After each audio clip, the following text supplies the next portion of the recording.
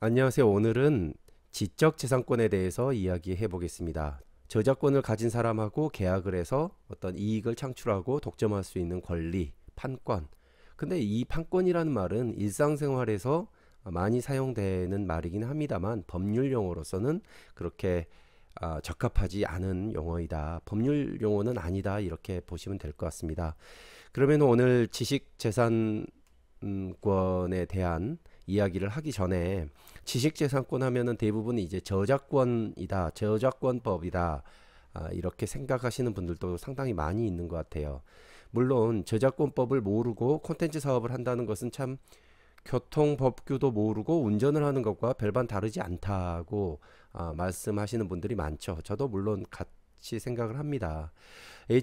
요즘은 더 많아졌죠. 제가 기억하기로는 2019년도인가 어떤 유튜버 그 노래방 거리 노래방인가 이런 거 하셨던 분이 있는데 갑자기 거기 콘텐츠가 다 삭제되었다고 해요. 그것은 그 이 저작권법을 모르고 다른 사람이 저작권을 가지고 있는 콘텐츠를 이용해서 2차 저작물을 만들었다고 생각을 했는데 이것이 공연되거나 전시되면은 안 될 내용이었다. 뭐 이렇게 정리될 수 있겠죠.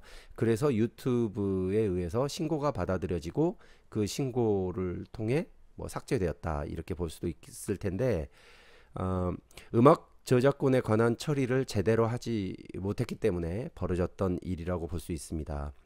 이제 SNS는 TV나 라디오, 신문 등의 기존의 미디어 플랫폼을 뛰어넘는 막대한 영향력을 가지게 되었죠.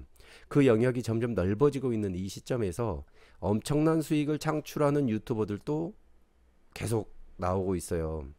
페이스북이나 인스타그램 이런 소셜 미디어들이 이제 우리 기업이나 개인의 마케팅에 있어서 절대 뗄래야 뗄 수 없는 관계가 됐죠. 필수적인 아이템이라고 할 수가 있죠. 하지만 이제 개인이나 콘텐츠 사업자들이 아직도 저작권 리스크에 대해서 실감하지 못하고 있는 것 같아요. 막연한 불안함만 가지고 있는 거죠. 어떻게 해야 될지 잘 모르는 거죠. 그냥 지금까지 해왔던 방식 그대로 콘텐츠를 제작해서 올리고 판매의 권리, 그러니까 아까 말씀드렸던 판권을 사고 팔고 있는 거죠. 하지만 저작권 리스크를 제대로 관리하지 못하면 공들여 쌓아놓는 어떤 수익 모델이 있다 하더라도 하루아침에 무너지게 되는 거죠. 언급했었던 그 유튜버의 경우처럼 애써 만들어놨던 시간과 노력을 다 포함해서 만들어놨던 콘텐츠들을 하루아침에 다 이렇게 삭제될 수도 있는 거고요. 뭐 벌금을 물고 전과자가 될 수도 있는 거고요. 손해배상까지 해줘야 되는 이런 일이 벌어질 수가 있는 것입니다. 특히 저작권 리스크는 참 재밌는 게 사업 초기 단계에는 그냥 잠재해 있어요. 그러다가 사업이 성공에 이르렀을 때 비로소 드러난다는 특징을 가지고 있습니다. 한번 SNS에 어떤 콘텐츠가 올라가면 나중에 문제가 생겨서 그것을 내린다 하더라도 이미 그 증거는 채집되어 있기 때문에 나중에 이제 그 콘텐츠 서비스가 영향력이 생겼을 때, 그러니까 수익을 창출하는 그 시점에서 저작권자들이 거기에 태클을 걸기 시작을 하는 거죠. 이미 채집되어 있는 증거로 인해서 그것은 빼도 박도 못하죠. 어떤 저작권자들이 그것을 캡처를 떠놓거나 사진을 찍어 놓거나 하기 때문에 그 책임을 면하기라는 것은 굉장히 어렵습니다. 이미 증거가 있기 때문에요. 없던 일로 돌릴 수도 없는 거죠. 유통할 수 있는 대상, 그러니까 우리는 콘텐츠를 만들 때 그 대상과 유통의 범위, 그리고 그 시간과 또 다른 제한점들이 많이 있어요. 그런 것들을 확인하고 또 거듭 확인해 봐야 되는 거죠. 누구나 느끼는 거지만 법률 분쟁이라는 것이 한번 발생을 하면 다른 일에 신경 쓸 여유도 없을 정도로 굉장히 힘들어요. 조사를 받고 재판을 준비하는 과정은 정신적으로나 육체적으로 또 경제적으로도 소모적이고 복잡하고 만만치 않은 비용이 들어가게 됩니다. 법률 분쟁을 하다 보면 애써 만들었던 수익 모델 내지는 그 비즈니스 모델 이런 것들도 다 날아가죠. 금전적으로나 사업적으로 큰 손해를 감당해야 되는 거죠. 저 또한 드라마나 다양한 방송물들을 글로벌로 유통시켰었습니다. 그리고 다양한 소송에 휘말리게 됐었죠. 결국 이제 저는 회사를 대리해서 그 소송을 진행을 한 거였고 제가 어떤 그 피해자의 입장이었습니다만 아무리 법적 책임이 없다 해도 결국은 사업적 리스크는 피할 수 없죠. 그 시간이나 그 노력, 그 법률 소송에 들어가는 이런 것들은 굉장히 사람을 지치게 만들기도 합니다. 그런데 소송에 이겨도 결국 돈을 못 받는 경우도 많아요. 그리고 계약 시에 잠깐 문구 하나의 실수로 인해서 소송에서 지는 경우도 있죠. 소송에서 이겨도 돈을 못 받을 때도 많은데 소송에서 지면은 또 이것은 굉장히 리스크로 다가오죠. 우리는 대부분 어떤 콘텐츠를 할 때 다른 사람이 이미 만들어 놓은 콘텐츠를 어느 정도는 이용할 수밖에 없습니다. 기존의 콘텐츠나 문화적인 유산을 어떤 형태로든 사용을 한다라고 봐야 되겠죠. 그래서 이미 제작된 콘텐츠를 팔고 사는 일이나 아니면은 영상을 제작하는 거나 아니면은 뭐 블로그 글, 뭐 인스타그램 포함해서 모든 콘텐츠는 숙명적으로 이 저작권 리스크라는 것을 어느 정도 가지고 갈 수밖에 없습니다. 그래서 어느 범위를 넘어서면은 이제 저작권 침해라는 책임을 져야 되는 것인데 그것을 예측하고 판단하는 것이 중요하겠습니다. 그러기 위해서 일단 이 개념과 정의에 대해서 이해하고 갈 필요가 있겠죠. 지적재산권의 개념 그리고 지적재산권의 정의, 효과에 대해서 알아보겠습니다. 포괄적인 지적재산권에 대해서 좀 시작을 할게요. 법률은 정의에서 출발을 하죠. 그러니까 이게 무슨 말인가요? 법률에서 A는 B 플러스 C다 라고 정의를 하고 있다면, 그러니까 A라는 것은 B와 C를 합한 거야 라고 정의를 한다면 이것은 사전적인 뜻풀이가 아니에요. 사회적인 약속을 한 거죠. A라고 하는 것은 B와 C를 합친 것을 A라고 해. 이렇게 사회적인 약속을 했다면 우리가 상식적으로 알고 있는 개념이나 사전의 뜻과는 굉장히 다른 경우가 많아요. 예를 들어 방송의 사전적인 의미하고 저작권법에서 법률적으로 방송의 정의는 달라요. 찾아보시고요. 정의를 들여다보면 여러 개의 개념 요소들로 구성되어 있는 것을 우리는 발견을 할 수가 있습니다. 정의를 이루고 있는 구성 요소들을 법률적으로 법률 요소라고 하죠. 법률 요건. 그러니까 A는 B와 C의 합이야 라고 정의가 되어 있다면 A가 성립하기 위해서는 B와 C라는 법률 요건을 충족해야 된다는 것을 의미를 하죠. 성립 요건이라고도 하죠. 이런 법률 요소가 충족이 되면은 효과가 발생하는데 이것을 권리라고 해요. 이해는 천천히 하시고요. 그러니까 지적재산법을 파악하는 순서는 먼저 개념이 그 법에 뭐라고 정의되어 있는지를 확인한 뒤에, 그리고 그 정의 안에 들어가는 요건을 확인을 하고 그 요건들이 모두 충족되었는지 검토한 뒤에 그 요건들이 충족되었다면 뭐라고 했죠? 이펙트가 발생한다라고 했죠. 효과. 그 효과를 우리는 권리라고 이야기하는 거고, 저작권도 저작에 대한 권리잖아요. 내가 무언가를 했다면 무엇을 하면 그 법률 요건이 발생하는지 충족되는지 검토를 하고, 이렇게 요건들이 충족이 된다면 나에게 저작권이라는 권리가 생긴다. 뭐 이렇게 생각을 하면 될 것 같아요. 좀 지나가면서 다시 한번 천천히 논의하도록 하겠습니다. 그럼 지적재산권의 정의와 법률 요건을 좀 살펴볼게요. 그 법률 요건이 충족되었을 때 어떤 권리가 발생하는지 알아보겠습니다. 지적재산권이란 무엇인가요? 법률을 보면 제1조에서는 대부분 그 법이 추구하는 목적을 선언해요. 이어서 2조 정도에서는 이 법이 무엇을 말한다라는 정의 규정이 쭉 나열되어 있습니다. 예를 들어서 저작권법을 보면은 1조에는 저작권법의 목적이 문화 및 관련 산업의 발전이라고 선언하고 있어요. 그리고 2조에서는 저작물이나 저작자 공연 뭐 이런 것들이 용어에 대한 정의가 쭉 나열이 되어 있죠. 그럼 지적재산권은 뭘까요? 지적재산권의 정의. 지적재산권법이라는 법은 없죠. 저작권법이나 특허법이나 상표법 이런 개별 권리들에 대한 법률만이 있죠. 그래서 지적재산권이라는 용어를 정의할 수 있는 법률은 없어요. 그렇다고 해서 지적재산권의 개념을 이해하기 위해서 뭐 우리는 따로 정의를 한번 내려봐야 될 필요가 있는 거죠. 학계의 정의를 한번 볼까요? 일반적으로 지적재산권을 읽어볼까요? 인간의 지적 창조물 중에 법으로 보호할 만한 가치가 있는 것들에 대해서 법이 부여하는 권리라고 정의를 합니다. 지적재산권을 IP죠. 이 정의에서 보는 것처럼 인간의 지적 창조물, 가치, 법으로 보호할 만한 이런 것들이 이 지적재산권을 성립하게 하기 위한 법률 요건이라고 하는 거예요. 아까 말씀드렸죠? 법률 요건, 법률 요소들이에요. 인간이어야만 하고 지적이어야만 하고 창조물이어야만 하고 같이 있어야 되고 법으로 보호할 만한 것들이 충족이 되면은 이제 법률 효과로서 지적재산권이라는 권리가 발생한다는 것입니다. 이해되시나요?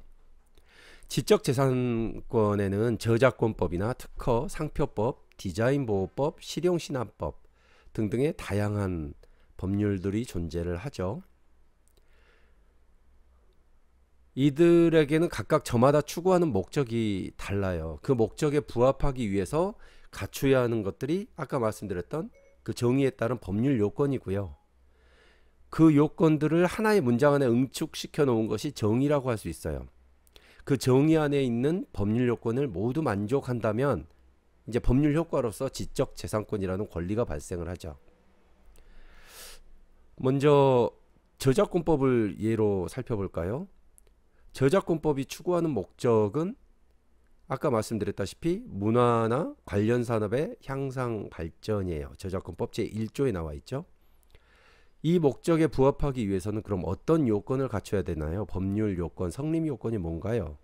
문학성, 미술성, 음악성, 개성, 창작성 뭐 이런 다양한 요건들을 우리는 생각해 볼 수 있겠죠. 그런데 우리나라는 그 중에서 뭘 제일 중요하게 생각을 하나요? 창작성을 선택을 하죠.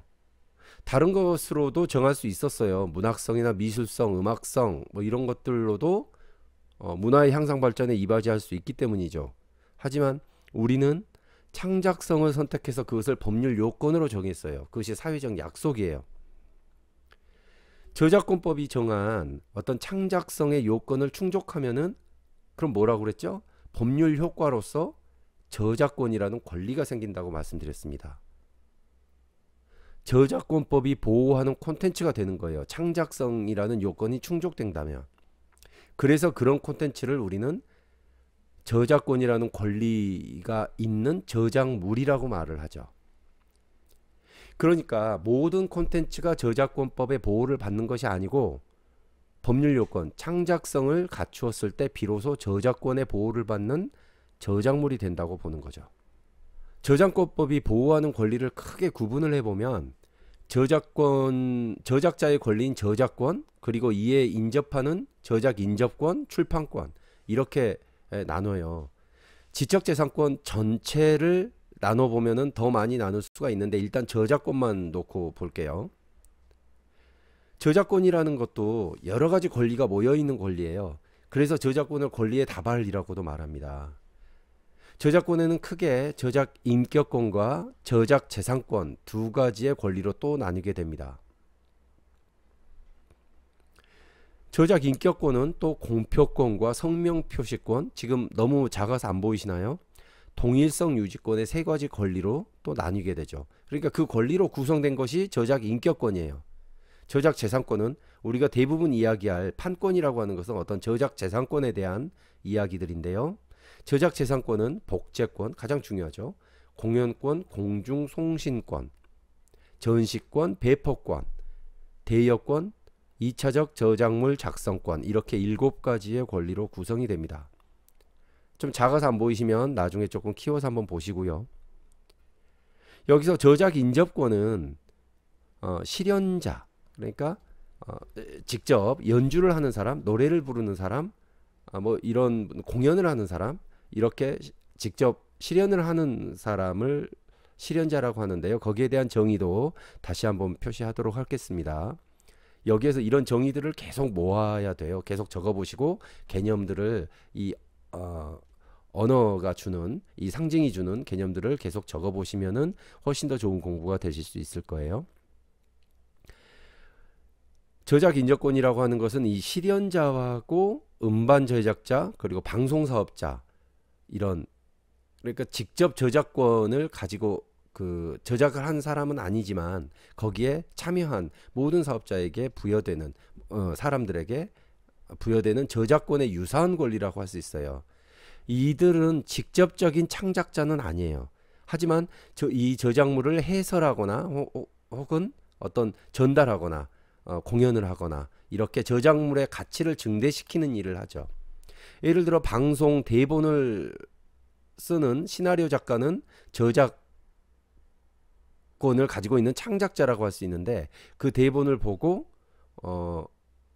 연기를 한, 그리고 그 대본을 연출을 하고 그 촬영을 하고 뭐 음향을 녹음하고 이런 사람들은 저작 인접권, 실현자로서 저작 인접권을 가지는 거죠. 그런 권리를 가질 수 있는 거죠. 저작권에 준하는 권리라고 말씀드렸고요. 세부적으로는 어떤 실현자의 권리가 있겠고요. 음반 제작자의 권리도 있겠고요. 또 방송 사업자의 권리, 뭐 이렇게도 나뉩니다. 넘어가 볼게요. 지적재산권의 정의 중에서 먼저 저작권에서 저작자가 그 자신이 창작한 저작물에 대해서 갖는 권리를 말한다고 했죠. 저작물에 대해서는 한번 개념 정리를 이 전 페이지에서 했었고요. 하지만 그 저작물이라고 하는 것은 뭔가요? 인간의 사상이나 감정을 표현한 창작물을 의미한다라고 말씀을 드렸어요. 창작물. 우리나라는 그 창작성을 어떤 중요한 저작권의 요소로, 법률 요소로 보고 있다고 말씀도 드렸고요. 이 저작권은 창작자가 방금 말한 이 저작물을 일정한 기간 동안에 독점적으로 사용하고 다른 사람이 허락 없이 복제나 공연, 전시나 배포를 못하도록 금지할 수 있는 권리예요. 그 권리를 주는 거예요. 요건들을 충족을 했기 때문에 그 권리를 줬어요. 창작이라는 요건을 충족을 했기 때문에 그 창작자에게 이 저작물에 대한 권리를 줘버린 거예요. 다른 사람이 못하도록. 이해되시죠? 저작권법에 따라서 보호되는 저작물이라는 것은, 그러니까 결국 일반적으로는 창작성이 있어야 된다라고 말씀드렸죠. 그 저작물이라고 하는 것은 인간의 사상이나 감정을 표현한 것이라고 했었고요. 저작물의 창작성이라는 게 근데 완전한 의미의 독창성, 오리지널리티를 말하는 것은 아니에요. 그 독창성이라는 게 또 뭐냐? 창작이라는 건 또 뭐냐? 무엇을 보고 우리는 창작이라고 하는 거냐? 하늘에서 뚝 떨어져야 되는 거냐? 뭐 이런 개념 정의를 또 해야 되는 거겠죠. 정의가 필요하죠. 여기에서 말하는 창작이라고 하는 것은 정말 하늘 아래 무소불위의 독창성을 말하는 것은 아니고요. 단지 어떤 작품이 남의 것을 단순히 모방한 것은 아니어야 한다라는 거죠. 작가 자신의 독자적인 사상이나 감정의 표현을 담고 있는 것을 의미해요. 그래서 그것이 수준과 관계된 건 아니에요. 저작권이 발생하는 것은 당신은 정말 수준 높은 예술 작품을 했기 때문에 저작 권리를 준다, 이런 게 아니에요. 수준과는 전혀 관계가 없고요. 그냥 저작권은 내포되어 있는 거예요. 내가 수준이 떨어지는 사상과 감정, 예를 들어요. 수준이라고 하는 것은 또 정말 개념 정의를 하기가 힘들죠. 어떤 수준에 맞추어야 되고 그 수준은 또 누가 만드는 거냐, 기준은, 이런 것들까지도 다 이야기가 돼야 되기 때문에 수준에 상관없이, 기준이 없이 자신이 뭔가의 창작성을 가지고 창의적인 행위로 만들어졌다면 그것은 그냥 그 저작권 자체가 내포되어 있다라고 보는 거예요. 어떤 절차나 방식이 없어요. 저작권을 부여하는 사람이 있는 게 따로 있는 게 아니죠. 그래서 그런 절차나 방식이 필요 없이 창작과 동시에 저작권이 생기는 거예요. 그래서 누군가의 그 저작물이 있다면 그 권리가 있는 것을 자기가 가져다 쓰면 안 되는 거죠. 저것은 아무 뭐 창작의 의미가 없고 수준이 낮아. 그래서 내가 그냥 베껴도 돼. 저 사진 작가가 찍은 것은 이런 작품이 아니고 그냥 혼자서 길 가다가 뭐 예뻐 보이는 뭔가를 그냥 찍은 거기 때문에, 똑딱이 카메라로 찍은 거기 때문에 내가 가져다 써도 돼. 이렇게 생각을 하면 안 되는 거예요. 수준과 관계없이 저작권은 내포되어 있다. 그리고 어떤 절차나 방식의 필요가 없다. 저작권을 부여하는 것은 따로 어떤 권위나 권력이 있는 게 아니다. 그저 창작과 동시에 저작권이 생긴다. 이렇게 생각을 해야 되는 거죠. 저작권, 그러니까 저작물의 성립 요건이라고 하는 어떤 창작성, 제가 말씀드렸죠. 이런 것들은 특허권이나 이렇게 뒤에 또 말하겠지만 산업재산권에서 요구하는 신규성과는 또 다른 의미예요. A가, 만약에 제가 창작한 저작물이 완전히 동일한 저작물을 또 다른 사람이 창작을 했다 하더라도 이 B가 다른 사람이 내가 스스로 창작했다고 저작물을 베끼거나 모방한 것이 아니라고 주장을 하고 또 그것이 받아들여진다면 똑같은 것을 제작할 수도 있는 거예요. 사실 그건 사람의 마음과 감정이 그 비슷한 시간의 흐름 속에서 있을 수도 있어요. 이것이 모방이 아니라는 것이 검증할 수만 있다면 그것은 각각 저작권을 가질 수도 있어요. 요즘 보니까 그 넷플릭스에 게임 있죠. 오징어 게임이라는 드라마가 일본의 저작권을 표절했다. 표절이다. 표절이란 말은 또 중요한 법률 용어인데요. 복제했거나 표절했거나 뭐 이렇게 이야기가 되고 있죠. 그런데 이것도 만약에 그럴 수도 있지만 어떤 독창적인 표절의 문제는 조금 더 이야기를 나눠봐야 되겠죠. 더 거기에는 관심, 그 각각의 기준들이 또 있기 때문에 뭔가 법률적으로나 아직은 해석이 필요한 그런 상황은 아닌 것으로 보여요. 그래서 표절이라는 부분에 대해서는 더 이야기를 해봐야 되겠지만 어쨌든 그것이 정확하게 모방을 한 것이 아니고 어떤 또 다른 창작물로서 오리지널리티를 주장할 수도 있는 부분이 충분히 있죠. 남의 것을 무작정 베끼지 않았다라는 것이 창작성의 일부 요소일 수 있어요. 반드시 새로운 것을 의미하는 것은 아니기 때문이에요. 이런 점에서 저작권이라고 하는 것은 또 다른 관점에서 모방 금지권이라고도 할 수 있어요. 저작권은 모방을 금지할 수 있을 뿐 모방하지 않은 동일한 작품을 금지할 수는 없어요. 다시 말할게요. 저작권은 모방을 금지해요. 표절도 금지하죠. 근데 모방하지 않은 동일한 작품, 모방은 하지 않았는데 같은 사상과 감정을 이야기한 작품이 나올 수 있는 거예요. 그것이 검증이 된다면 그것을 보호해 주거나 금지할 수 있는 권리는 아니라는 거죠. 그리고 또 한 가지, 저작권은 사상이나 감정의 표현을 보호해요. 표현. 근데 그 사상이나 감정 자체를 보호할 수는 없어요. 이런 점에서도 뒤에 말씀드릴 재산권, 특허권과는 구별이 되죠. 특허라고 하는 것은 기술적인 사상 자체를 보호해요. 그래서 어떤 동일한 문학적인 사상이라고 하더라도 각각 다른 표현으로 구체화를 했다면 또 다른 저작물이 되는 거예요. 하지만 그래서 그 특허에서는 동일한 기술적인 사상을 여러 개의 다른 방식으로 표현했다고 하더라도 동일한 발명이라고 해요. 그래서 그것은 같이 만들면 안 돼요. 아까 말씀드렸던 그 모방하지 않은 동일한 작품을 금지하지 못하는 저작권과는 달라요. 모방을 하지 않았다 하더라도 이미 나온 유일무이한 작품을 그대로 모방을 했다면 그건 특허를 받을 수가 없는 거예요. 기술적인 사상 자체를 보호한다는 거예요. 재산이나 특허는. 근데 저작권은 사실 표현이 보호가 돼요. 이해되시나요? 기술적인 사상이 동일한 하나의 특허권만을 발생을 하는 거예요. 표현 방식이 다르다고 해서 별개의 특허권이 성립되는 것은 아닙니다. 그리고 또 재밌는 것은 이런 저작물이라고 하는 것은 다른 사람이 그것을 원 저작물로 해서 2차적 저작물을 재창작할 수 있어요. 여러 저작물을 선택을 해가지고 이것을 창작적으로 배열해가지고 편집 저작물로도 만들 수가 있어요. 뭐 패러디 영화 이런 거 많이 나오죠. 여기저기에서 나왔던 영화에서 나왔던 그런 영화적인 상상물, 영화적인 창작 내용을 가져다가 짜깁기를 해가지고 패러디물로 짜깁기를 해서 또 다른 편집 저작물로 만들어서 새로운 2차 저작물로 저작 권리를 보호받을 수도 있다라는 거예요. 원천 저작물을 번역하거나 편곡하거나 변형하거나 각색하거나 또 다른 영상으로 제작하거나 아니면 뭐 기타의 어떤 방법으로 작성했던 2차적인 저작물도 독자적인 저작물로 보호된다는 의미예요. 이런 2차적 저작물도 엄연한 저작물이기 때문에 그것을 작성한 사람 역시 저작자가 될 수 있어요. 이런 저작자에게도 기본적으로 인격권과 재산권이 부여됩니다. 그렇지만 이제 표절을 했다거나 저작권을 침해를 했을 경우에는 저작권법에 의거해서 보호받거나 처벌받게 되죠.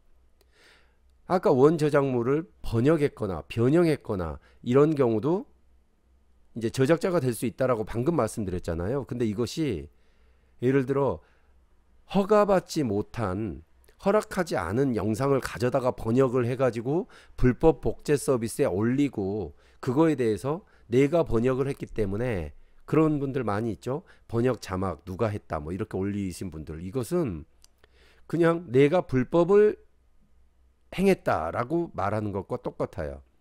그것은 저작권을 침해한 거예요. 그 영상은 이렇게 복제돼서 다운로드 서비스에 올려서는 안 되는, 저작권을 가지지 못한, 판권을 가지지 못한 어떤 불법 복제에다가 자기가 번역을 한 거기 때문에 또 번역을 허락하지 않았어요. 그래서 이것은 2차 저작물이 되지 않고 그냥 저작권 침해가 되는 거예요. 원 저작물을 2차적 저작물로 만들기 위해서도 원 저작자에게 저작물에 대한 허락을 맡아야 되는 거죠. 그것이 판권을 산다, 구매한다 이렇게 될 수 있죠. 물론 이제 나중에 거기에 대한 비용만 지불하면 되는 것도 있죠. 우리가 방송에서 어떤 음악을 사용할 때 그걸 하나하나 다 따져가면서 그 저작권자를 찾아서 원래는 계약을 하고 그 방송을 써야 돼요. BGM이라고 하죠. 백그라운드 뮤직을 모두 다 그 음악 원 저작권자와 원래 계약을 하고 그 방송을 써야 되는데, 방송을 만들 때 그 모든 음악 저작권자에게 전화를 해서 뭐 계약을 하고 이렇게 하기가 좀 번거롭기도 하고 힘들잖아요. 일단은 좀 불가능한 일이에요. 방송을 편성하면서는. 그래서 이런 것은 나중에 후불정산 뭐 이렇게 볼 수도 있는데 뒤에 가서 또 다시 말씀을 드리겠습니다. 어찌 됐건 간에 우리가 그냥 모든 사람들이 막 쓰는 것 같아도 여기에 대해서 수익이 작을 때는 저작권자들이 별로 신경을 쓰지 않죠. 개인이 유튜브를 진행하고 있을 때는 그냥 뭐 내 음악을 쓰든 말든 별로 상관을 하지 않다가 그것이 뭐 100만이 재생되고 200만이 재생되고 이런다면 거기에서 저작권자들이 내 저작권에 대한 수익을 배분해 달라, 내지는 당신을 처벌하겠다 뭐 이렇게 고발하겠다 이렇게 나올 수도 있겠죠. 그리고 법령이나 법령 국가 또 지방 공공단체 고시, 제일 아래 줄 읽어보시죠. 국가에서 모든 사람에게 홍보하고 PR을 하기 위해서 만들어진, 어차피 알려야 되는 그런 사실, 뭐 지방자치단체가 작성했던 편집물 등등, 그냥 그저 사실의 전달에 불과한 시사보도, 이런 것들은 저작권법의 보호 대상에서 제외됩니다. 저작권에는 저작 인격권과 저작 재산권으로 나뉜다고 말씀드렸는데요.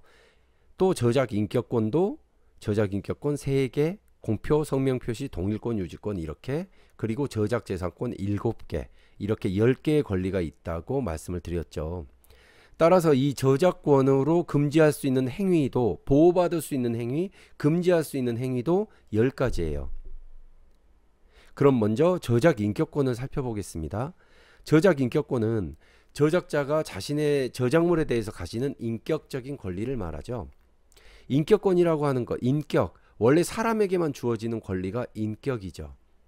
사람 이외에는 저작권만이 인격권을 갖습니다. 물론 그 법인격이라고 하죠. 법인체, 주식회사, 뭐 이런 법인체도 인격권을 갖죠. 하나의 사람의 인격으로 뭐 이렇게 표시가 되는 거죠, 법률적으로. 저작도 마찬가지입니다. 저작물도 저작 인격권이라는 인격권을 갖죠. 그래서 매우 특별한 거예요. 사람에게만 주어지는 권리를 이 저작권도 가지는 거예요. 우리는 작품을 통해서 그 작품의 저작권자, 그 작가의 인격적인 면을 평가하는 경우도 많아요. 저렇게 감동적인 영화를 만들다니, 저 감독, 저 작가는 마음이 매우 따뜻할 거야 라든가, 아니면은 저렇게 저지스럽다니, 저지스럽구나, 뭐 이런 식으로도 생각을 하죠. 그래서 사람과는 별도로 그의 작품에도 인격권을 인정해 주는 것이 저작 인격권이다, 이렇게 생각하시면 돼요. 지적재산권 중에 다른 쪽, 그러니까 산업재산권, 저작권 말고요. 이쪽은 특허나 상표, 뭐 디자인의 대상은 상품이에요. 하지만 저작권의 대상은 작품이죠. 상품과 작품은 다르죠. 상품은 판매하고자 해서 만든 것이고요. 작품은 판매도 따르지만 거기에 뭔가 작가라고 부리는 어떤 예술성, 창의성들이 투여되는 거죠. 투영되는 거죠. 상품은 스펙이 중요하죠. 무슨 재원으로 만들었어요. 작품은 스펙보다는 어떤 스토리, 그 환경, 상황, 배경, 이런 것들, 창의성, 이런 것들이 중요하죠. 스펙보다는 스토리란 말이죠. 또 상품은 대량 생산하지만 작품은 보통 일품 제작, 즉 한 번에 하나씩 만들어지죠. 제가 여기서 보통이라고 말씀드리는 것은 이 작품이라고 불리우는, 심지어 예술작품이라고 불리우는 이것들도 대량 생산을 하는 경우도 있어요. 대량 생산은 대량으로 생산을 하는 것도 있지만 대량 생산 시스템을 통해서 만드는 작품도 있습니다. 뭔가 공장에서 찍어내는 작품도 있어요. 예술작품.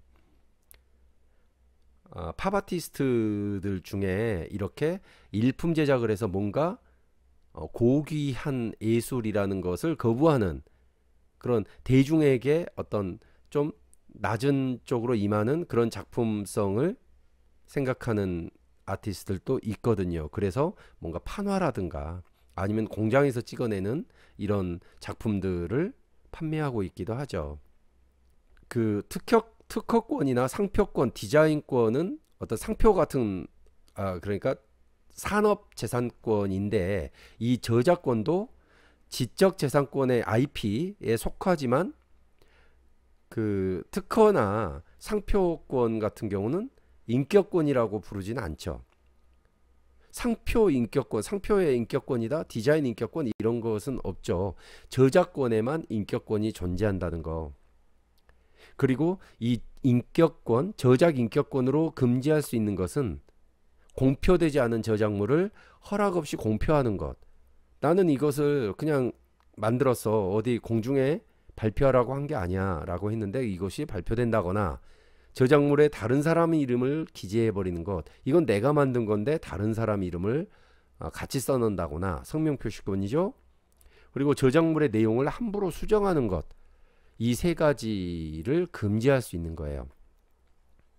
동일선 유지권도 참 재미있습니다. 외국에서 어떤 영화를 사와요. 뭐 저의 경험입니다만, 일본에서 어떤 영화를 사와가지고 한국 극장에서 공연을 하려고 할 때, 상영을 하려고 할 때 뭔가 이제 한국어로 번역을 하겠다라든가 이런 것들은 다 계약서에 설명을 해요. 그래서 사인을 하게 되는데, 뭔가 한국적인 정서에 맞지 않는 화면, 그러니까 내용, 뭔가 일본과 한국에는 서로 다른 문화가 있잖아요. 그리고 서로 배타적인 이런 그 사고방식들도 많이 있어요. 그래서 이것들이 한국에 맞지 않다면 뭔가 이것을 수정 보완을 해주고 싶은 거죠. 한국에서 흥행을 시키기 위해서.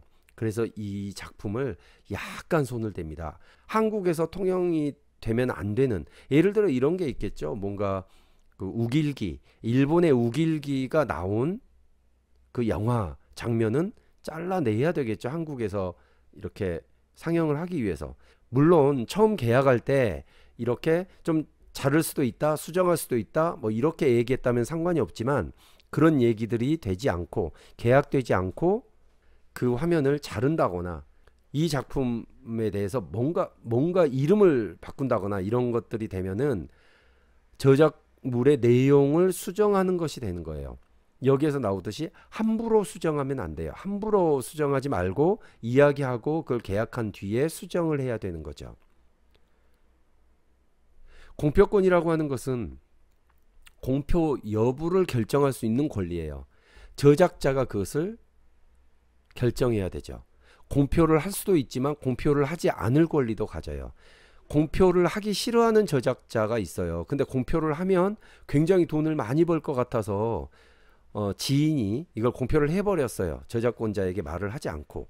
그래서 돈을 많이 벌어서 이 저작자에게 다 줘도 이 저작자가 나는 돈을 벌고 싶지 않았어, 나는 공표하고 싶지 않았어 라고 한다면 법적으로 금지된 일을 하게 된 거예요. 크게 재산에 큰 이득을 줬다 하더라도 그것은 공표의 권리를 가지고 있는 저작자의 권리가 되는 거죠. 근데 이 저작자가 이제 저작 재산권, 이 IP를 양도하거나 이용 허락을 했다면 그 저작물의 공표에 동의한 것으로 추정하는 거죠. 판권을 샀다, 판권을 팔았다라고 이야기를 하는 거죠.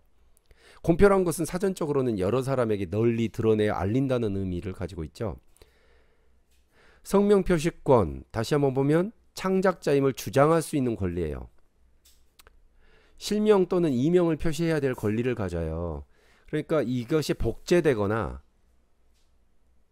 이 저작물이 따로 공표가 될 때도 그냥 하면 안 되고요. 이 저작자 자신을 표시를 해야 되는 겁니다. 동일 유지권에 대해서는 충분하게 설명됐다고 설명됐다고 생각을 하고요. 그냥 변경이나 뭐 아까 말했던 일부 삭제라도 해서 손상이 되면은 안 된다는 것을 말씀드리는 거죠. 다음으로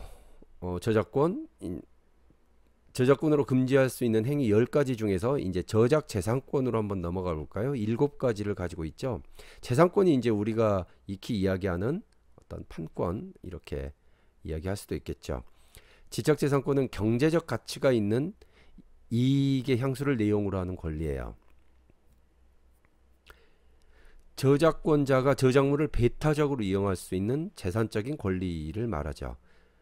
복제권, 공연권, 공중송신권, 전시권, 배포권, 대여권, 2차적 저작물 작성권, 이 7가지의 권리로 이루어져 있는데요. 그 중에 공중송신권에서는 다시 전송권, 방송권, 디지털 음성 송신권, 우리가 가장 많이 익혀야 될 권리죠. 공중송신권. 근데 뭐 이것들이 다 연결되어 있어요. 지나가면서 한번 보도록 하겠습니다. 이런 권리들 모두가 다 저작재산권 IP에 포함되어 있기 때문에 저작물을 복제하거나 공연하거나 뭐 방송하거나 전시하거나 배포하거나 등의 행위를 하기 위해서는 반드시 사전에 저작재산권자, 저작자의 허락을 받아야 됩니다. 여기서 이제 저작재산권자라고 제가 좀 말씀드리는 것은 저작자에게 판권을 샀다면 그 사람이 저작재산권자가 되는 거예요.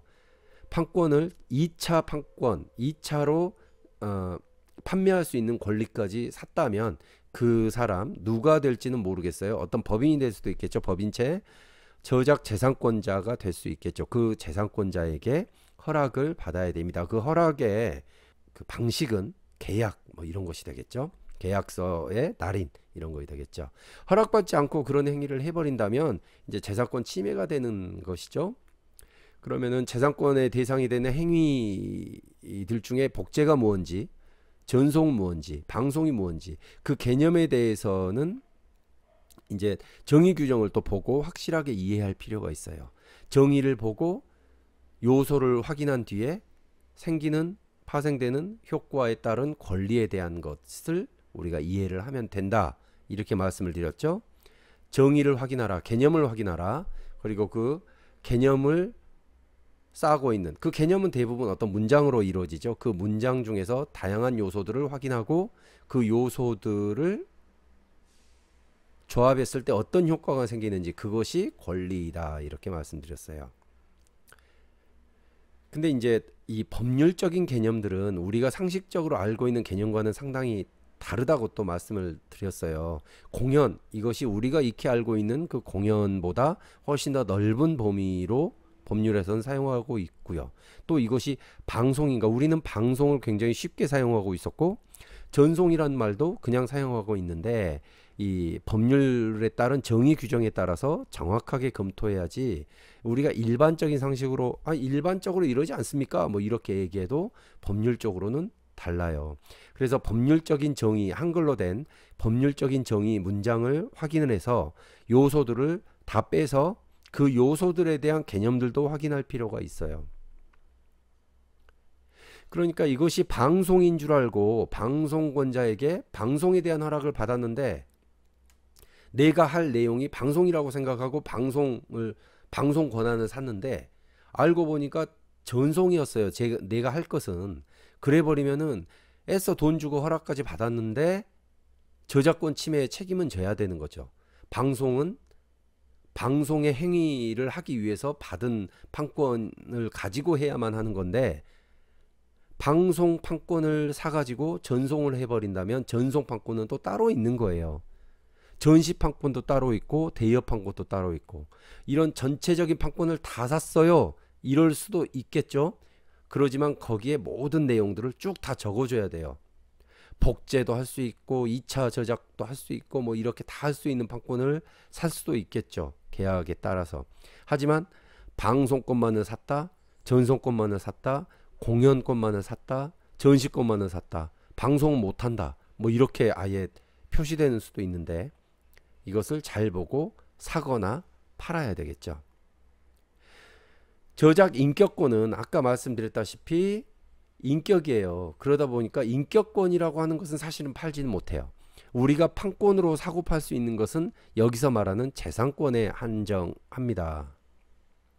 양도가 가능한 것은 이 재산권이에요. 이 재산이니까 양도할 수 있어요. 양도할 수 있는 권리예요. 저작물을 창작하면 그 저작물에 대한 인격권과 재산권은 창작을 한 저작권자가 일단은 다 가져요. 생겨요.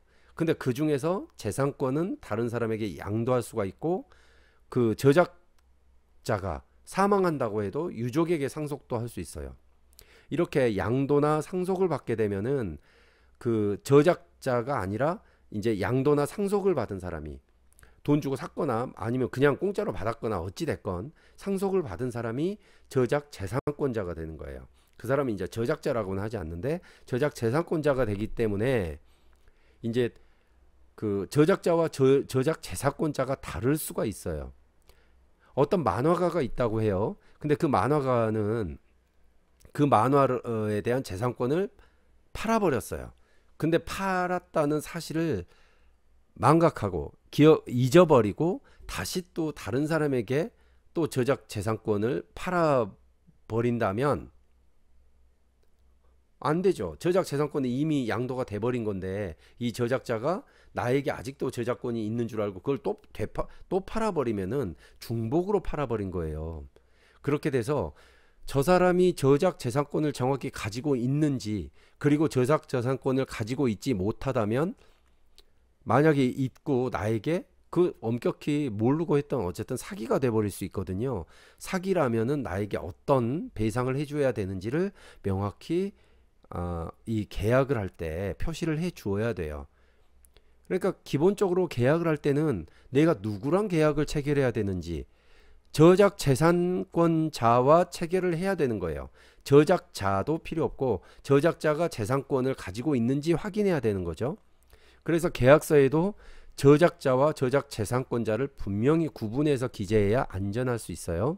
안전합니다. 저작 재산권 전체를 양도할 수도 있지만 저작 재산권을 이루는 7가지 이걸 지분이라고 하는데 각각 별개로 양도할 수 있다고 말씀드렸죠.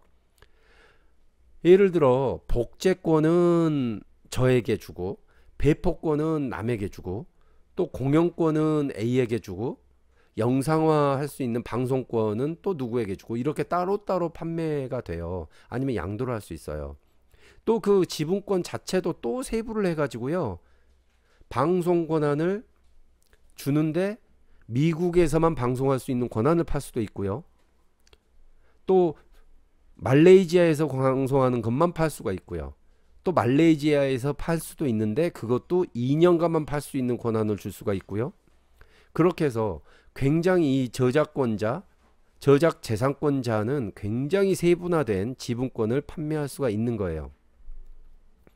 어떤 뮤지컬이 있다라고 생각해 봐요.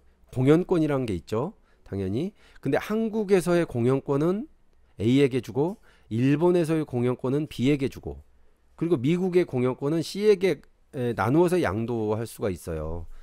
이용을 허락할 수가 있는 거죠.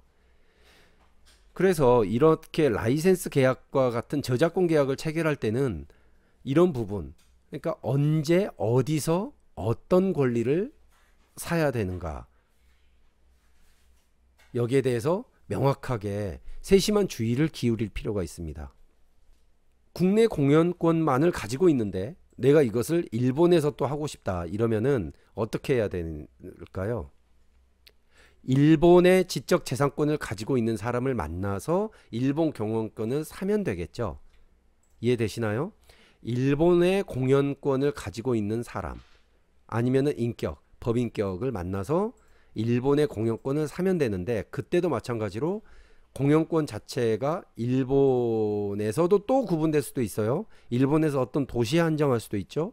그 기간과 지역, 기준에 대해서 확인해 볼 필요가 있습니다. 아주 세심하게 주의를 기울이지 않으면 정말 많은 비용을 지불하고도 이 권리를 행사할 수도 없고 또 다른 사람이 그런 행동을 금지시킬 수가 없는 것이죠. 한번 볼까요?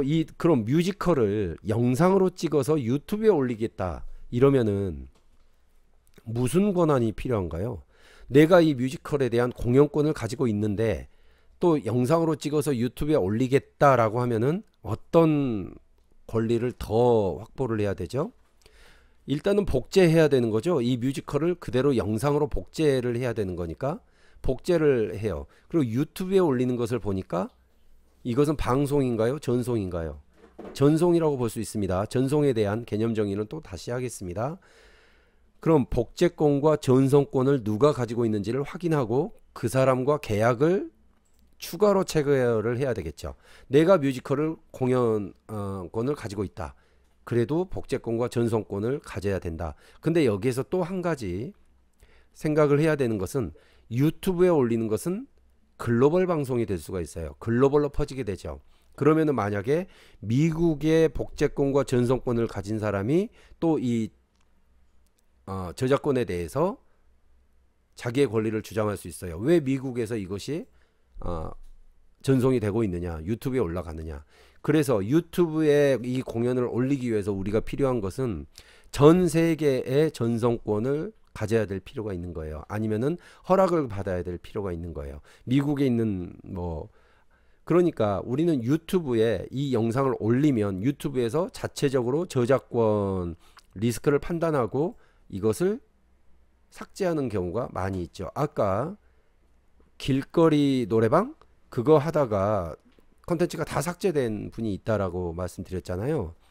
이것도 마찬가지로 유튜브에서 자체적으로 검토를 해서 삭제를 한 거죠. 글로벌로 저작권 침해 요소가 발생했기 때문에 이것은 막대한 손해배상을 지게 될 수 있어요. 반드시. 그래서 손해배상을 떠나서 형사처벌될 수도 있습니다. 그래서 반드시 이 재산권에 대한 행사는 확실한 계약이 필요하다. 이렇게 말씀드릴게요. 이제 이 각각의 지분권들에 대해서 하나하나 좀 더 구체적으로 알아보는 시간을 갖도록 하겠습니다. 저작권을 영어로 카피라이트라고 하는 것에서 알 수 있는 것처럼 똑같은 것을 만드는 권리, 즉 복제권은 저작재산권 중에서 가장 기본이 되는 권리입니다. 똑같은 것을 못 만들게 금지하는 권리이죠. 금지할 수 있는 권리죠. 저작권법 제2조의 정의 규정을 보면은 저작물을 인쇄, 사진 촬영, 복사, 녹음, 녹화, 다운로드 그 밖의 방법으로 유형물에 고정하거나 유형물에 다시 제작할 권리, 이런 것을 복제권이라고 말합니다. 뮤지컬이나 오페라를 녹화하는 것, 뭐 이런 것도 해당되죠. 논문을 복사하는 것, 강의나 노래를 녹음하는 것, 유형물에 고정한다는 것, 이게 뭔가요? 어떤 저작물이든 사실은 사상과 감정을 만드는 창의들은 원래가 다 형상이 없어요. 이것들은 그냥 사상이나 감정일 뿐이죠. 미술 저작물이나 사진, 뭐 건축 이런 것들도 처음부터는 캔버스나 인화지 건물, 유형물에 고정되어서 표현되었을 뿐 그 사상이나 감정은 이 저작권자의 머릿속에 있었던 거죠. 그래서 이렇게 캔버스나 이런 데 그림을 그리지 않으면 고정되지 않죠. 이 고정되지 않는 상태에서는 표현할 방법이 없기 때문에 이것을 유형물이라고 생각할 수도 있지만 이것들은 원칙적으로 개인의 사상과 감정이라는 무형물이에요. 이것을 유형으로 고정이 되었을 때 이 유형을 사진을 찍어서 배포를 하게 되면은 이런 이 사진이라는 또 고정된 유형물이 생기는 거예요. 복사를 하더라도 이 또 유형물이 생기는 거예요. 고정된. 저작이라고 하는 것은 무체물이니까 이 무체물을 어떤 형태로든 고정시켜서 유형물로 만들면은 우리는 이 저작물을 인식하고 감상하기가 매우 편리해지죠. 그렇기 때문에 이 복제라고 하는 것은 이 저작물의 이용과 감상을 위해서 반드시 또 필요한 행위예요. 그런 만큼 저작 재산권 중에서 가장 기본이 되는 권리가 복제라고 할 수 있어요. 좀 어려운 이야기죠. 이 소설은 유형으로 고정되었을 때 소설이라는 책이 막 돌아다니죠. 근데 지금은 PDF라는 유형물로 막 돌아다니기도 하죠.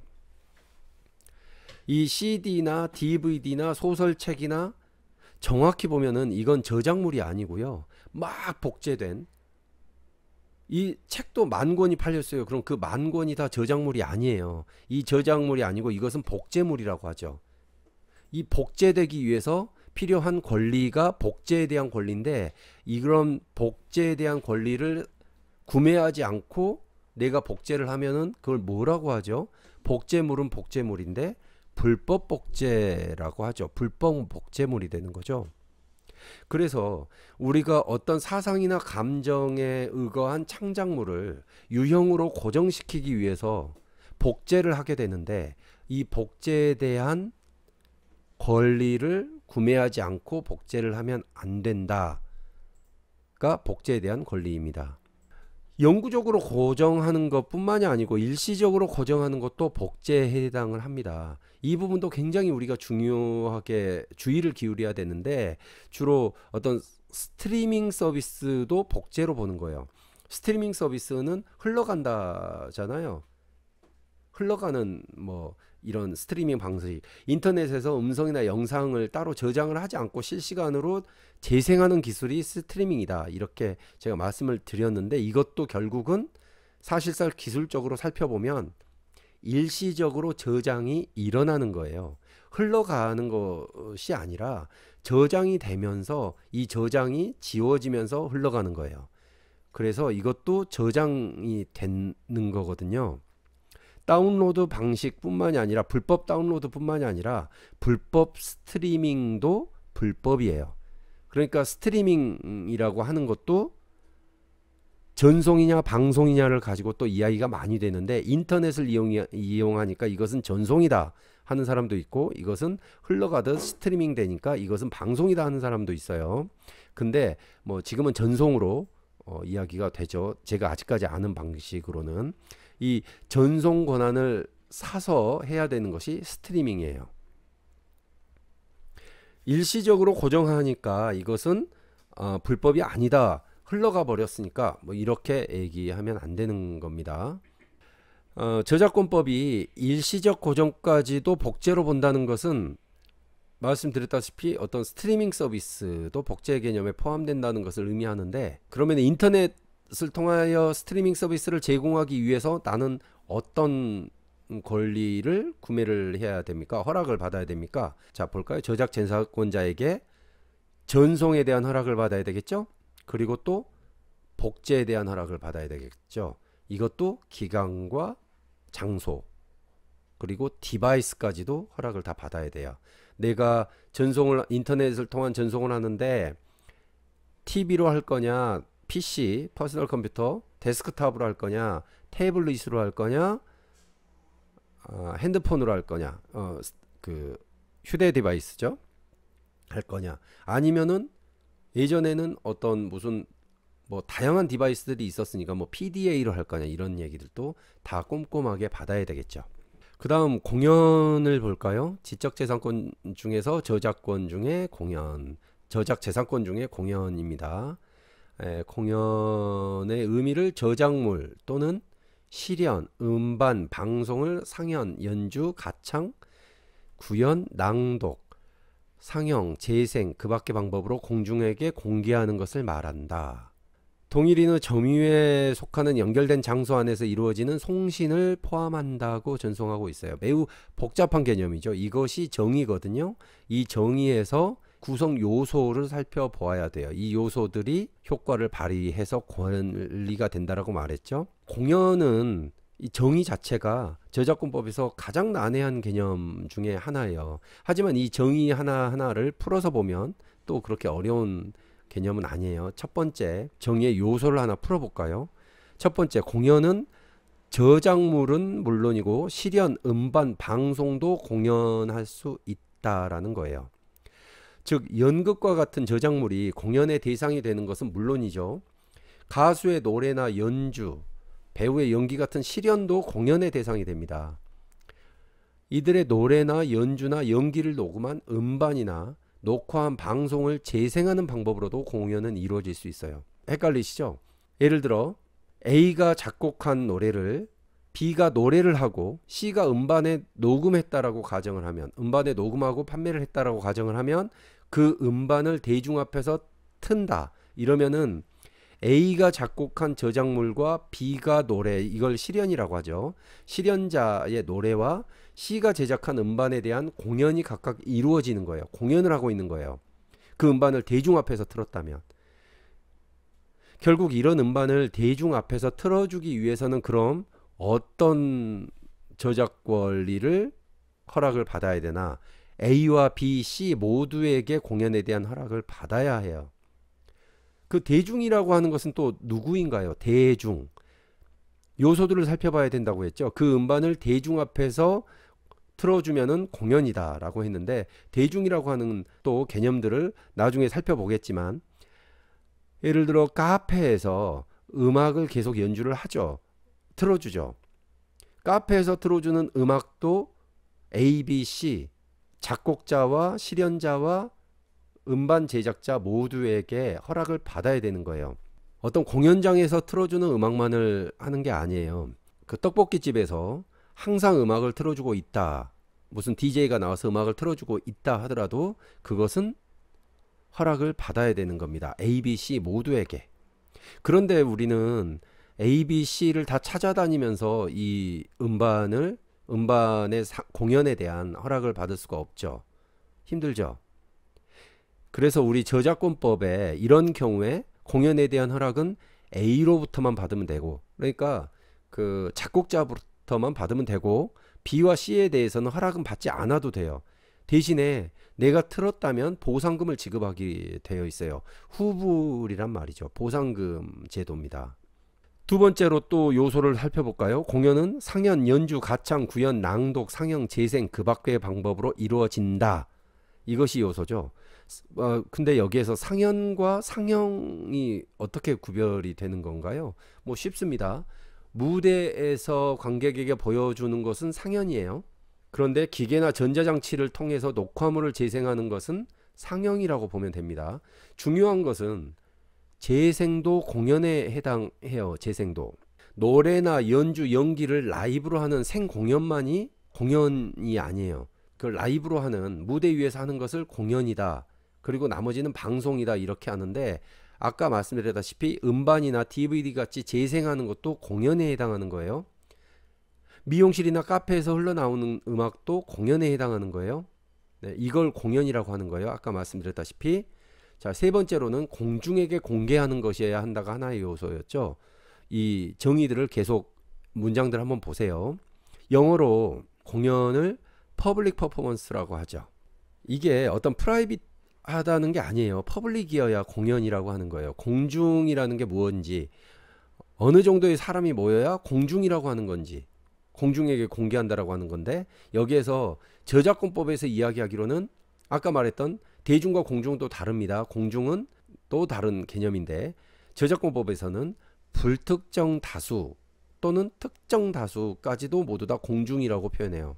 그래서 지하철 역사에서 누군가 노래를 부른다고 하면은 설사 지나가는 사람이 몇 명 되지 않아도 불특정 다수인을 대상으로 한 것이니까 이것은 공연이에요.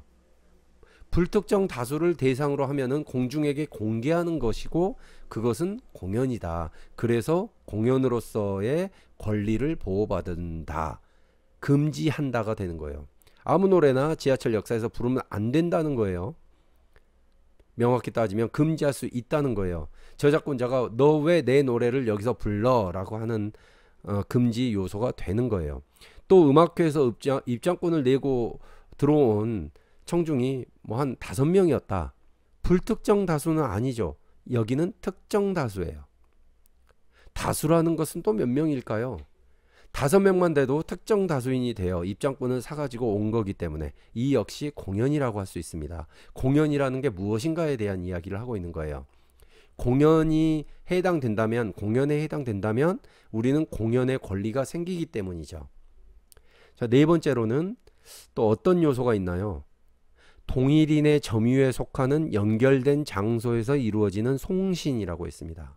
이게 무슨 말이냐 하면, 예를 들어서 한 건물 안에 여러 개 연주실이 있다고 생각해 보세요. 어떤 예술대학의 음악관 이런 데는 작은 연주실들이 많이 있어요. 연습실들이. 근데 그 중에 한 연주실에서 연주회를 하기로 하고 어떤 초청장을 돌렸다고 가정을 해보자고요.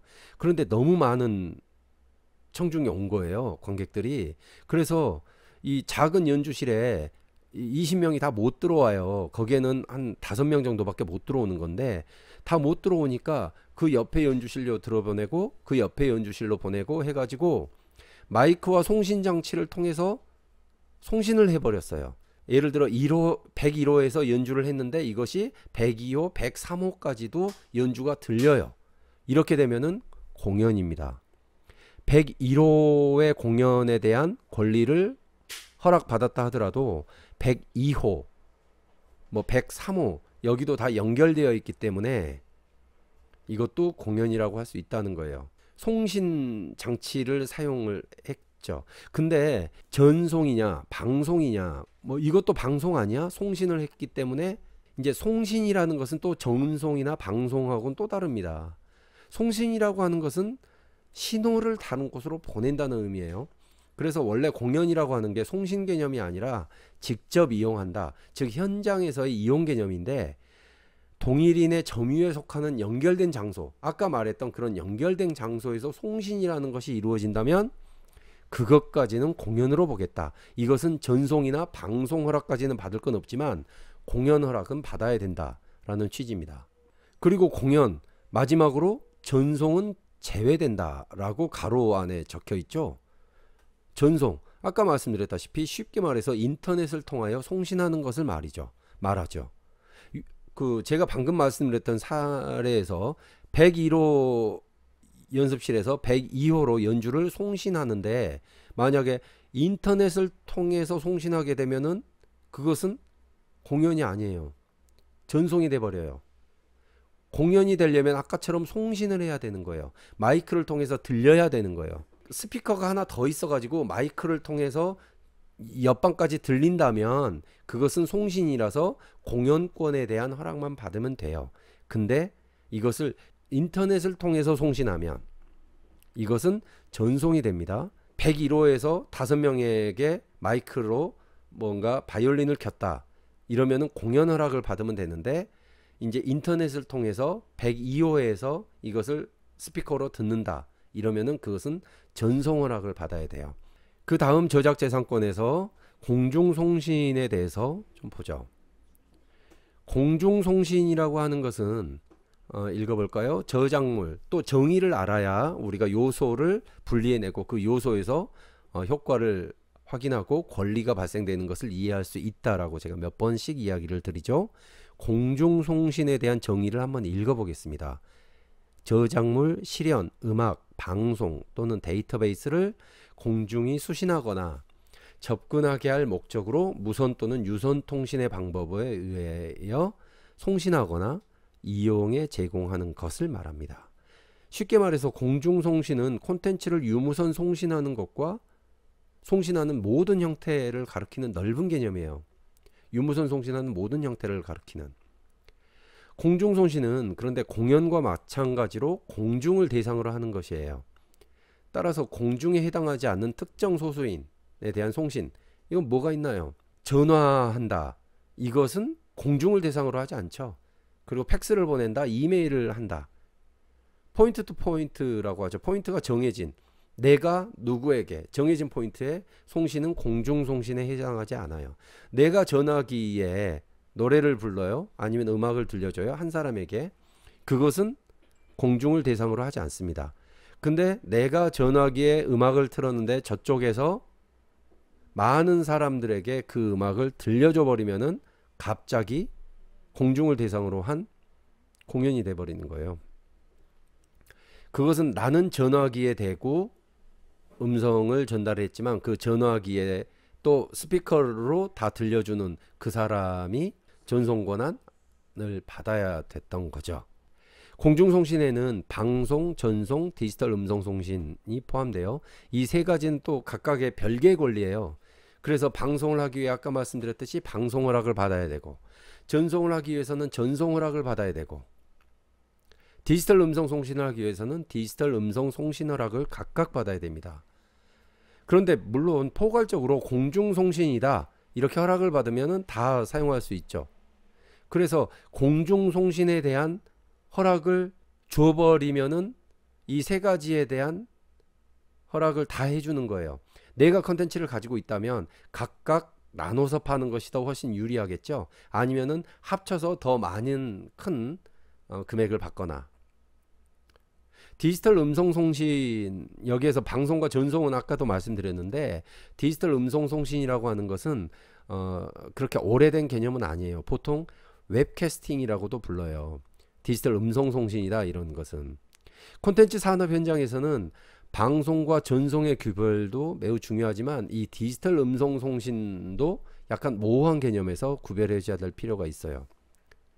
그럼 다시 한번 좀 살펴볼까요? 방송은 뭐고 전송은 뭐냐? 쉽게 이야기해서 이용자가 동시에 수신한 것, 이용자가 동시에 수신하면 방송이고, 각자 원하는 시간에 수신하면 전송이다. 인터넷을 통해서. 이해되시죠? KBS나 SBS나 MBC, SBS, EBS 뭐 이런 것은 TV를 통해서 우리가 보잖아요. 그 방송 시간에 맞추어서 동시에 시청을 하게 되죠. 그 시간을 놓치면 재방송을 봐야 되는데 재방송 역시 모든 시청자가 같은 시간에 보게 돼요. 이것이 방송이죠. 그런데 같은 프로그램을 방송사 홈페이지에서 제공하는 어떤 다시 보기 서비스, VOD죠. 이럴 때는 원하는 시간에 볼 수 있는 주문형 비디오로 보죠. 이것이 전송이라고 할 수 있죠. 같은 콘텐츠, 그러니까 예를 들어 같은 드라마다 하더라도 그것을 모든 이용자가 동시에 수신해야 된다면 방송이고, 이용자가 각각 원하는 시간에 수신할 수 있다면 전송이다. 그러면 IPTV 같은 인터넷 TV는 방송인가요? 전송인가요? 뭐 둘 다 있죠. IPTV가 제공하는 프로그램에는 지상파 방송을 그대로 재송신하는 방송도 있고요. 다시 보기 서비스도 있어요. 전자는 방송이겠고요. 채널 서비스는 방송이고, 후자 VOD 서비스는 전송이라고 할 수 있겠죠. 근데 이제 이것들을 모호하게 합쳐놓은 것들도 있어요. 이건 뭐 나중에 또 말씀드리겠습니다. 전송과 방송 중에서 그러면은 이용자에게 더 편리한 게 뭘까요? 당연히 전송이죠. 그래서 전송으로 볼 때 시청자들이 제공하는 이용료가 방송으로 볼 때 이용료보다 훨씬 비싸요. 방송은 사실 KBS의 수신료 제외하면은 뭐 별거 없잖아요. 케이블 이용료 그것도 뭐 얼마 안 비싸고요. 근데 VOD 전송으로 볼 때는 훨씬 비싸요. 내가 원할 때 볼 수 있기 때문에.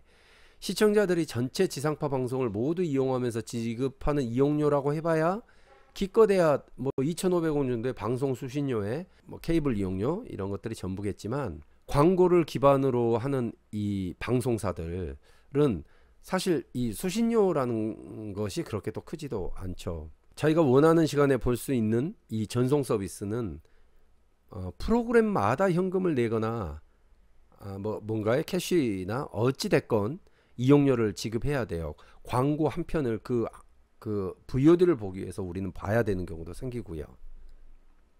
훨씬 비싸다는 얘기죠. 방송과 전송은 이렇게도 또 확연하게 구별이 되기도 하는 거예요. 네트워크 환경이나 디지털 기술이 발달하면 이것이 방송인지 전송인지 판단하기 애매한 서비스들이 계속 개발이 돼요. 왜냐하면 유통이나 중개 서비스를 제공하는 사업자의 입장에서는 저작권들에게 지급하는 사용료를 가급적 적게 내야 될 거 아니에요. 그래서 내 서비스가 난 전송이 아니다, 방송이다 라고 만들려는 노력들도 하고 있기 때문이에요. 무슨 얘기냐면 나는 방송 서비스이기 때문에 저작권자들에게 금액을 많이 지불하지 않아도 돼요. 왜냐하면 내가 전송 서비스라면 벌어들이는 수익도 막대하기 때문에 거기에 따른 수익 배분도 명확하게 해줘야 되는 거예요. 대부분 저작권자들에게 5대5로 가기도 하고요. 7까지도 가는 경우 있습니다. 굉장히 많은 금액이 가죠. 근데 방송은 조금 다르죠. 방송은 어떤 플랫 방식으로 콘텐츠를 사서 제공하는 수도 있고요. 방송의 형태라고 하는 것은 사실 내가 원하는 시간에 볼 수 있는 VOD와 약간은 비슷하죠. 주문형 채널 같은 거예요. 내가 보고 싶은 채널을, 채널 숫자를 많이 해놓고 채널을 고를 수 있게끔 만들어주는 거예요. 여기에 대해서는 좀 더 기술적인 내용이 필요하니까 지금은 IP에 대한 이야기를 하고 있으니까요. 나중에 다시 한번 말씀드리도록 하겠습니다. 골자는 기술이 개발되면서 이런 서비스들이 너무 많이 개발되고 있기 때문에 전송과 방송의 구별이 매우 어렵다. 그래서 서비스가 전송이냐 방송이냐를 놓고 저작권자하고 중개 서비스 업자들 사이에서는 분쟁이 계속 발생하고 있다. 이렇게 말씀드릴 수가 있겠습니다. 네, 다음 장에서 방송과 전송 그리고 디지털 음성 송신에 대해서 조금 더 개념 정의를 하고 가도록 하겠습니다. 방송과 전송에 대해서는 제가 말씀드린 바가 많이 있기 때문에 더 확인을 해 보시고요. 한 번씩 읽어 볼까요? 공중송신 중에 공중이 동시에 수신하게 할 목적으로 음과 영상 또는 음과 영상 등을 송신하는 것이다. 따로 영상 따로 이야기예요. 라디오와 TV까지 이야기를 다 하는 거고요. 전송은 공중송신 중 공중의 구성원이 개별적으로 선택한 시간 그리고 장소에 접근할 수 있도록 저작물 등을 이용해 제공하는 것이고 그에 따라 이루어지는 송신을 포함한다. 자, 디지털 음성 송신 굉장히 또 어려운 개념이죠. 공중송신 중에 공중으로 하여금 동시에 수신하게 할 목적으로 공중의 구성원의 요청에 의하여 게시되는 디지털 방식의 음의 송신을 말하며 전송을 제외한다 라고 정의하고 있습니다. 영상이 포함되지 않은 음성만으로 된 실시간 웹캐스팅이 디지털 음성 송신의 대표적인 것이라고 할 수 있습니다. 정의 규정에 보면 동시에 수신하게 할 목적으로는 수신의 동시성을 의미하죠. 공중의 구성원의 요청에 의하여 게시되는 이라는 부분은 쌍방향 송신의 특성을 의미하죠. 예를 들어 볼까요? 인터넷상에서 실시간으로 음악을 청취할 수 있게 제공해주는 비주문형 웹캐스팅의 경우를 한번 볼까요? 일반적으로 그 수신자가 해당 사이트에 접속하거나 어떤 특정한 서비스 메뉴 등을 클릭함으로써 수신자의 수신 정보를 이제 서버에서 전달받게 되죠.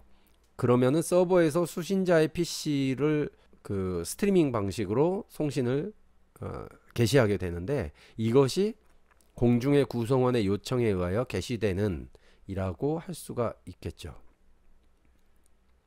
디지털 음성 송신이 음악 웹캐스팅이 방송이냐 전송이냐 가지고 의견이 분분했을 때 그때 영상이 없는 음성이나 음향에 한정을 했어요. 디지털 음성 송신이라고 하는 게. 그래서 이건 영상이 없는 이른바 웹캐스팅으로 어떤 대표되는 개념으로 처음으로 신설이 된 거죠. 디지털 음성송신이라고 하는 건. 다시 말해서 온라인을 통해서 실시간으로 음성이나 음향을 서비스하고 이용자는 흘러나오는 음성을 실시간으로 듣는 것을 기본 개념으로 합니다. 예를 들어 개인 인터넷 라디오 방송이나 지상파 라디오 방송사에서 하는 방송물을 동시에 웹캐스팅하는 것, 이런 것들이 디지털 음성송신이다 라고 할 수 있습니다. 실무적으로 제일 문제가 되는 것이 이런 디지털 음성송신과 아까 그 전송에 대한 권리에 대한 구별이에요.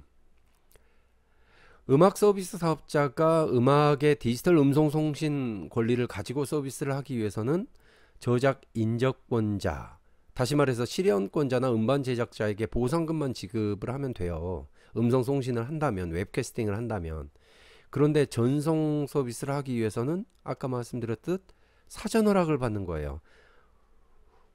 후불제가 안 되는 거예요. 사전 허락을 받고 해야 되는 거예요. 그래서 음원 서비스 사업자 입장에서 보면은 자신의 서비스가 디지털 음성 송신으로 취급하는 것이 전송으로 취급되는 것보다 훨씬 유리하죠. 그런데 방송과 전송의 사례처럼 예전에 디지털 네트워크 기술의 발달에 따라서 외형상으로는 디지털 음성 송신인 것처럼 보이는데 실질적으로는 이용자 입장에서 볼 때는 전송과 다를 바가 없다. 그냥 나는 전송인지 디지털 음성 송신인지 모르겠다. 뭐 이런, 그리고 거의 유사한 효과를 발휘하는 서비스들이 또 계속 나오고 있어요. 마찬가지로 그 저작 인접권자들과 음원 서비스 사업자들 사이에서 이해관계가 크게 대립하고 있는 거죠. IPTV 사업자와 저작권자들이 예전에 그 부딪혔던 사례들이 있었던 것처럼 방송이냐 전송이냐를 가지고 정리해 보면은 전송권은 저작권자, 실현자와 음반 제작자의 권리이다. 방송사업자에게는 전송권이 없어요. 방송사업자는 방송 권한을 가지고 해야 되니까. 그리고 디지털 음성송신권은 저작권자의 권리예요. 저작 인접권자들에게는 디지털 음성송신권이 없어요. 실현자들에게는 디지털 음성송신권이 없으니까 인접권자들에게 뭐 이것을 살 필요는 없겠죠.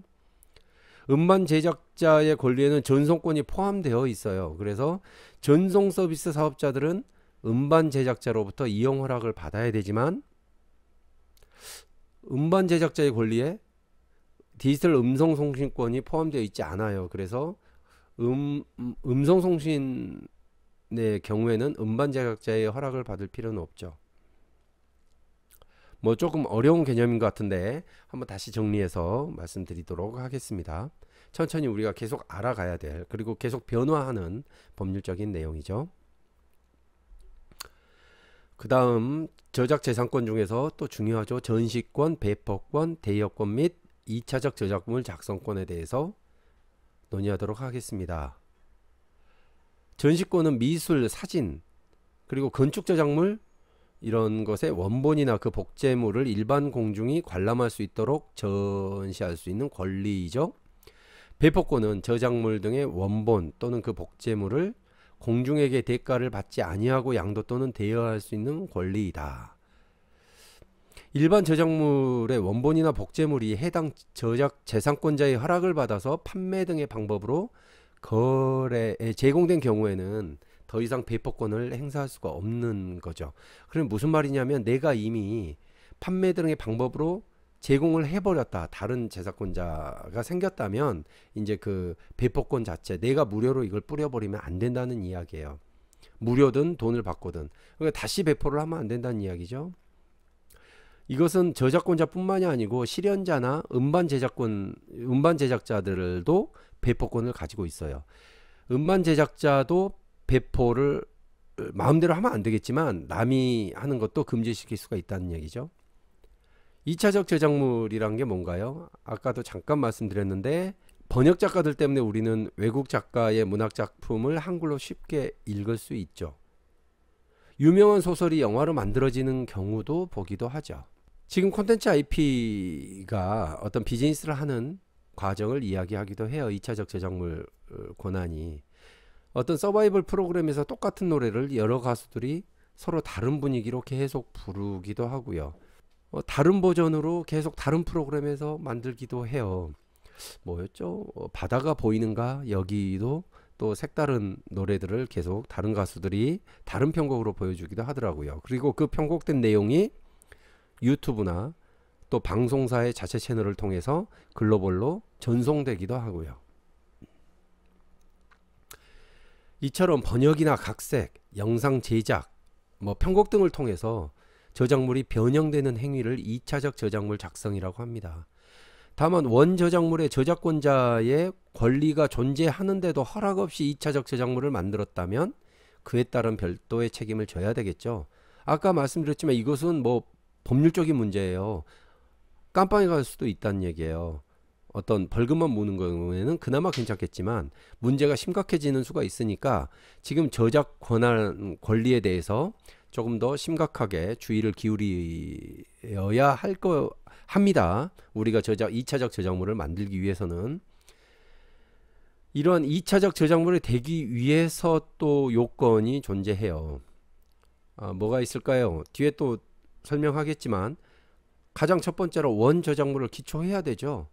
타인의 저작물을 기초하지 않았다면 이것은 2차적 저작물이라고 안 해요. 본인이 그냥 독립적인 저작물이 되고 저작자가 되는 거예요. 2차적 저작물이 되려면 어떤 저작물이 있고 그것을 기초해야 된다는 이야기예요. 그리고 두 번째로는 실질적으로 이게 아주 변했다. 원 저작물과 비슷하지만 정말 색다르다라고 할 정도의 오리지널리티가 부여돼야 돼요. 창작성이 가미돼야 된단 말이죠. 원 저작물의 기초는 했는데 아주 사소하다. 이것은 2차적 저작물이 아니고 그냥 그것은 저작물로서 그 권리를 인정받을 수 없어요. 창의성이 가미돼야 된다는 얘기예요. 그것은 2차적 저작물이 아니고 그냥 모방됐다거나 자기가 권리를 주장할 수 없는, 판매할 수 없는 그런 것들이겠죠.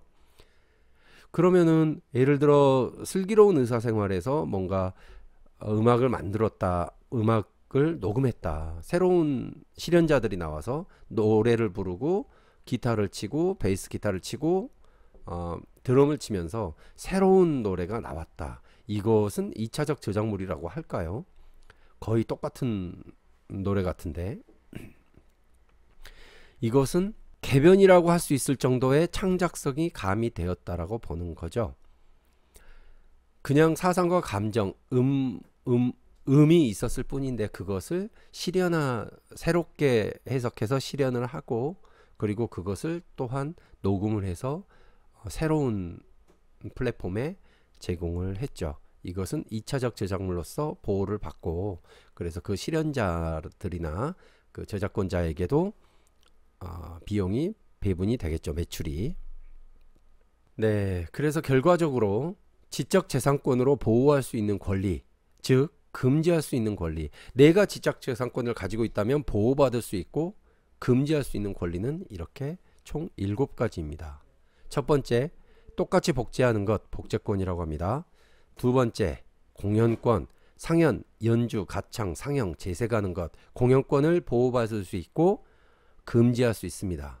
방송, 인터넷 전송, 웹캐스팅 하는 것, 저작권으로 보호받을 수 있고 금지할 수 있어요.